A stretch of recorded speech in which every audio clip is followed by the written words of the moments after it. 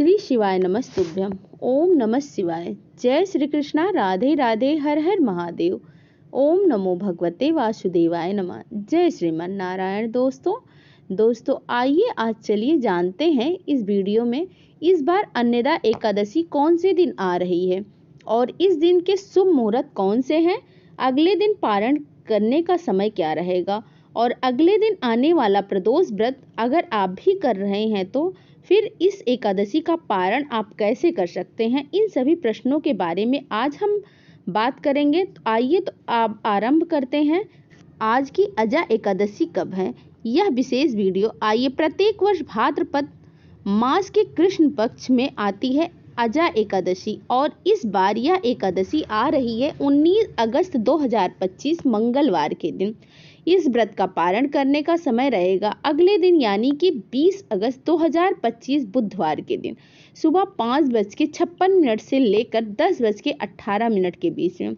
इस बार एकादशी तिथि का आरंभ हो रहा है 18 अगस्त 2025 सोमवार के दिन शाम 5:22 पर और यह पूर्ण होगा 19 अगस्त 2025 दोपहर 3:32 पर।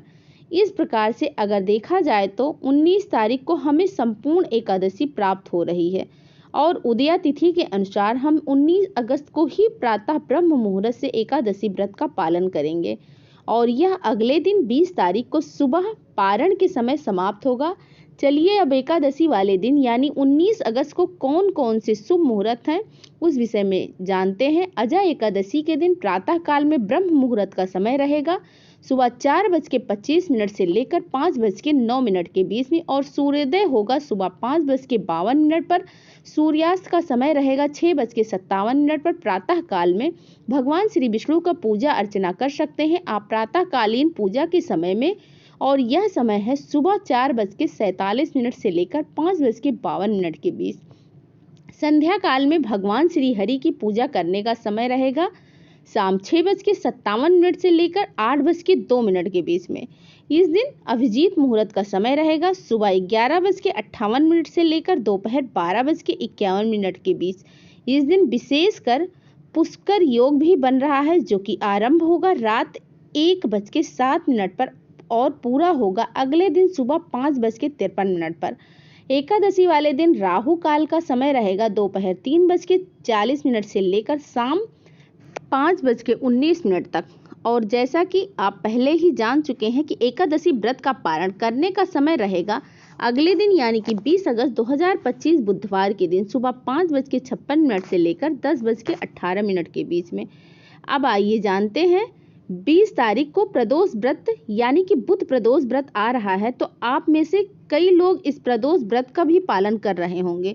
तो ऐसे में एकादशी व्रत का पारण कैसे किया जाए, तो इसके लिए अत्यंत सरल विधि है। एकादशी के अगले दिन जब पारण का समय आता है तब द्वादशी पर प्रातः काल में आप पारण की सभी विधि नियम अनुसार पालन कीजिए और जब आपको पारण करने का समय आए तो आप भगवान को अर्पित चावल का एक दाना लेकर पारण कर सकते हैं और उसके बाद आगे का अपना बुध प्रदोष व्रत चालू कर रखें।